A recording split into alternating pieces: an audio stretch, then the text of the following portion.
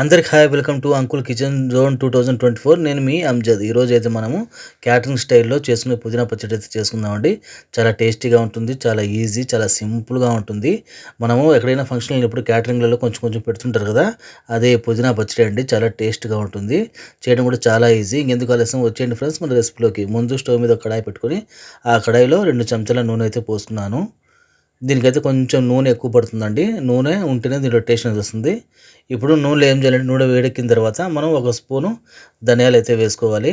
అలాగే ఒక 7 నుంచి 8 ఎండుమిరపకాయలు వేసుకొని మనము ఒక 2 లేదా 3 సెకండ్లు అలా ఫ్రై చేసుకోవాలి. స్టవ్ అయితే నేను పూర్తిగా సిమ్లోనే పెట్టానండి. ఎందుకంటే హైలో పెట్టలేదు, మీడియంలో పెట్టలేదు. ఇది ఎంత స్లోగా మనం ఫ్రై చేసుకుంటే మనకు పచ్చడి అనేది అంత టేస్ట్గా వస్తుంది. కారం అనేది చూసారు కదా, ఈ విధంగా మనకు కొంచెం లైట్గా ఫ్రై అయితే చాలండి. మరి ఇప్పుడు దీన్ని మనం ఏం చేద్దామంటే ప్లేట్లో తీసుకునేద్దామండి. చాలు, ఈ విధంగా మనకు ఫ్రై అయితే చాలు.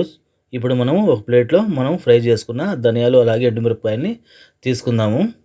చూసారు కదా, ఈ విధంగా మనకు కొంచెం కలర్ వస్తే చాలండి, మరి ఎక్కువ ఫ్రై చేయాల్సిన అవసరం లేదు. ఈ విధంగా వస్తే చాలు. ఇప్పుడు ఏం చేద్దామంటే, కడాయిలో మిగిలిన నూనె ఉంది కదా, మనం ఫ్రై చేసిన తర్వాత ఆ నూనెలోనే ఒక మీడియం సైజు పుదీనా కట్టని అయితే తీసుకున్నానండి. ఆకులను బాగా ఒలుచుకొని బాగా కడుక్కున్న తర్వాత ఇలా నూనెలో వేసుకోవాలి. వేసుకున్న తర్వాత మనము దీన్ని వాడ్చుకోవాలండి పచ్చివాసన పోయేంత వరకు. మనము ఏ ఆకుకూరైనా కూడా నూనెలో వేసిన తర్వాత కలుపుతూ ఉండాలండి. ఎందుకంటే ఆకులన్నీ ఒకేలాగా మనకు బాగా మగ్గాలి, అలాగే బాగా వాడ్చాలి ఆకునంతా. అప్పుడే మనకు పచ్చడి అనేది బాగా టేస్ట్గా వస్తుంది. చూసారు కదా, ఈ విధంగా కలుపుతూ ఉండాలండి. మనం అయితే ఒక మీడియం సైజ్ కట్ అయితే తీసుకున్నాము. లాస్ట్కి మనం ఫ్రై చేసే కొద్దీ ఎంత కొద్దిగా అయిపోయింది చూడండి, నీరు అనేది అంతా ఆవిరైపోతుంది. ఈ విధంగా ఫ్రై చేసిన తర్వాత పక్కన పెట్టుకోవాలండి. ఈ మాత్రం చాలు మనకు. ఇప్పుడు ఏం చేద్దామంటే, ముందుగా మనము ఫ్రై చేసుకున్న ఎండుమిరపకాయలు ధనియాలు ఉన్నాయి కదా, దాన్ని మిక్సీలో వేసుకొని రుచికి తగ్గ ఉప్పు అయితే వేసుకోవాలి.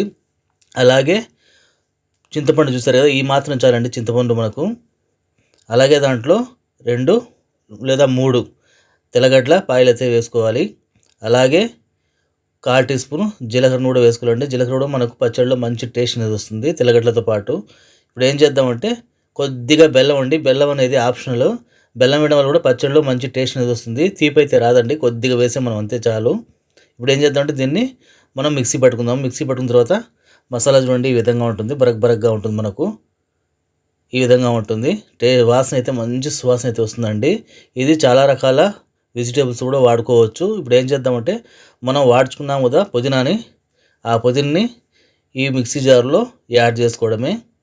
ఈ విధంగా వేసుకోవాలి. చూసారు కదా, ఈ విధంగా మాత్రమే మనం పుదీనాను బాగా వాడుకోవాలండి. అంటే మగ్గనివ్వాలి, మరీ ఎక్కువగా ఫ్రై చేసుకోకూడదు, నల్లగా అయిపోతుంది, చేదుగా వచ్చేస్తుంది.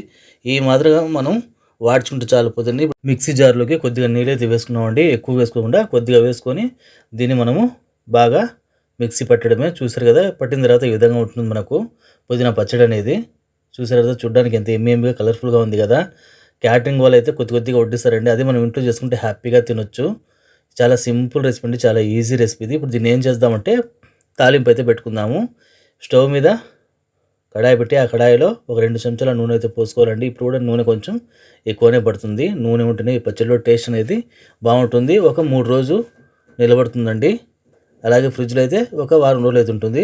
ఇప్పుడు ఏం చేద్దామంటే, ఒక 1/2 టీ స్పూన్ ఉద్దిపప్పు ఆవాలు వేసాను. అలాగే 1/4 టీ స్పూన్ జీలకర్ర వేసి అది చిటపట్లాడేంత వరకు ఫ్రై చేసుకుందాము. ఒక 2 సెకండ్లు అండి. స్టవ్ అయితే ఇప్పుడు కూడా నేను పూర్తిగా సిమ్లోనే పెట్టాను. చూసారు కదా, ఈ విధంగా 2 సెకండ్లు మనము చిటపట్లాడేంత వరకు ఫ్రై చేసుకోవాలి. తర్వాత ఏం చేయాలంటే, 2 తెల్లగడ్డల పాయలు అయితే కచ్చా పచ్చగా దంచుకుని వేసుకోవాలి.